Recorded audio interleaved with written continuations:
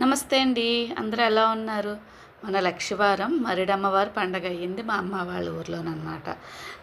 ఈ అమ్మవారు ఒక పక్క ఉంటారు. మా అమ్మాళ్ళ ఇంటికి ఈ అమ్మవారి గుడి దగ్గరే పక్కనే అనమాట. ఒక వీడియోలో లాంగ్ వీడియోలో కూడా నేను చూపించాను. పెద్ద దూరం ఏమి ఉండదు. కాకపోతే ఏంటంటే ఇంకా కొలిమేరల్లో అమ్మవార్లు ఉంటారు కదా! సత్తెమ్మ తల్లి, దుర్గాదేవి, నూకాలమ్మ గుడి ఇవన్నీ కూడా ఉంటాయి. అవన్నీ కూడా బోనం ఎత్తుకొని అమ్మవార్ల దగ్గరికి అలా తిరిగి మళ్ళీ అంటే మా ఊరు మధ్యలో రామాలయం ఉంటుంది. రామాలయం దగ్గర నుండి స్టార్ట్ అయ్యి ఇదంతా తిరిగి మళ్ళీ మరిడమ్మ గుడికి రావాలన్నమాట. చాలా తిరగాలి. ఇంకా అంత తిరగాలి కదా అని చెప్పేసి నేనైతే బోనం ఎత్తుకోలేదు ఈ సంవత్సరం. అమ్మవారికి అయితే దండం పెట్టుకున్నాను. ఫోటోకి పోజ్ మాత్రమే ఇచ్చానండి.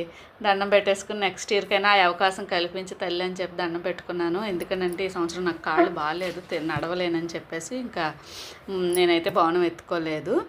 ఇది భోజనాలు కూడా గుడి దగ్గరేనండి. చక్కగా వెజ్ తిన్నోళ్ళకి వెజ్, నాన్ వెజ్ తిన్నోళ్ళకి నాన్ వెజ్. ఎవ్వరు ఊర్లో వంటలు చేసుకోరనమాట. అందరూ భోజనాలు చేసి అమ్మవారి దర్శనం చేసుకుని